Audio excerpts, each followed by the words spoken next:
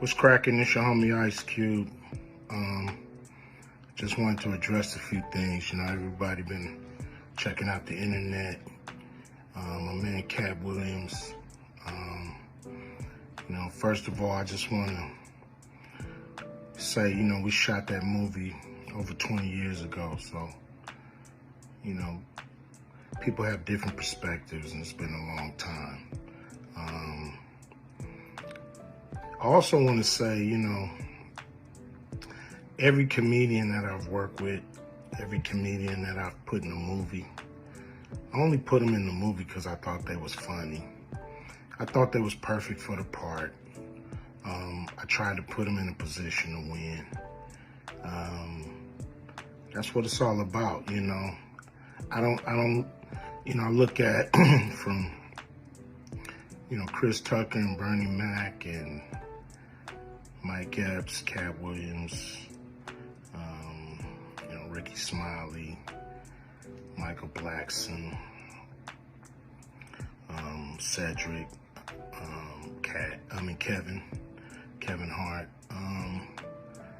All these guys I know are funny as hell. I didn't discover them. They were doing their stand-up or doing their thing, and I knew that they were great and that they could act, and that if I have an opportunity, I was gonna give them an opportunity. To me, that's what it's all about.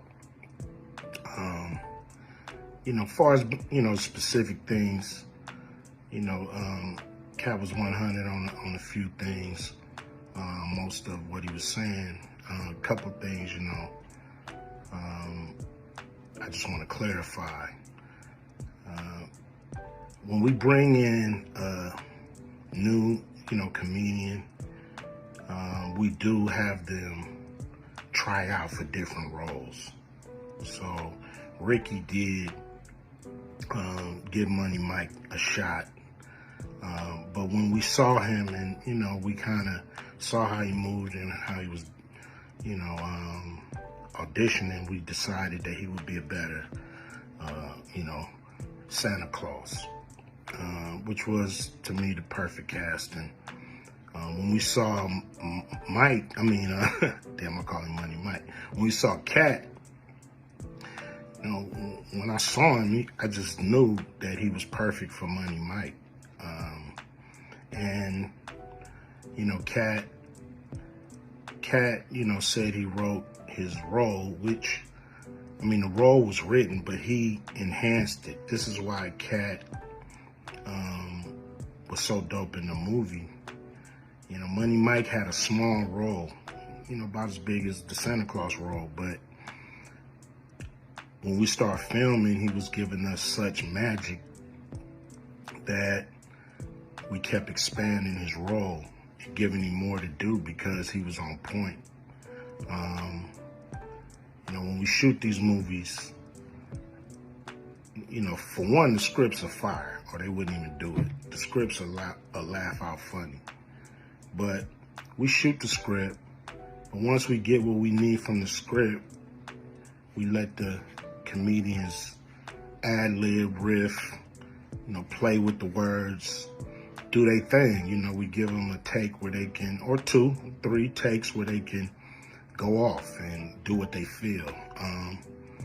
Sometimes it makes the movie, sometimes it don't.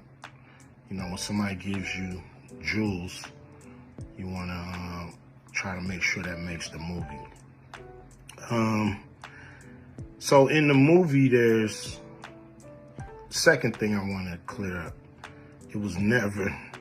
I would never shoot a rape scene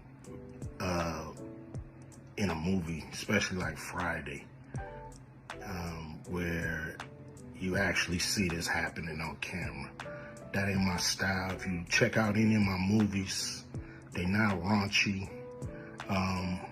We did a movie called Players Club where the subject matter was a little raunchy, but for the most part, even that, we left it to your imagination. So the only reason that kind of stuff was in the movie is because you have 3 villains in Friday After Next.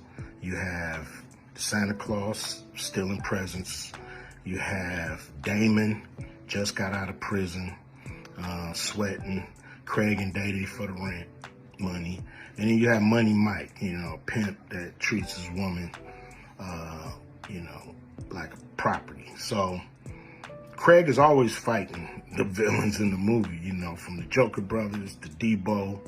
And so we already had Craig fighting Santa Claus. And the only real way to get rid of the other two villains was to have them go against each other. And the plier joke was always in the script, was never, we would never ever show that, that's not my style if you look at any of my movies.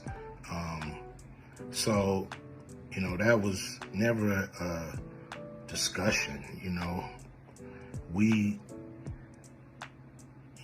at that point in everybody's career, we would listen to a certain extent, but we wasn't gonna change the movie for any actor, we do what we feel, and if it was a rape scene, it would have been in the movie. There was no reason not to shoot it, but that's not my style. I don't even like that kind of shit in movies, on camera.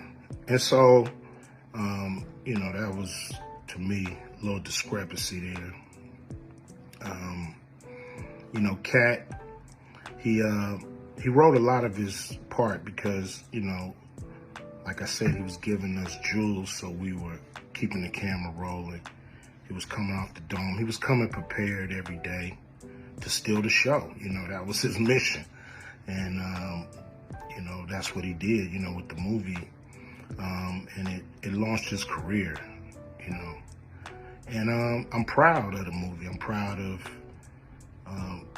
all the guys who've, come through, a Q Vision production and went on to do bigger and better things.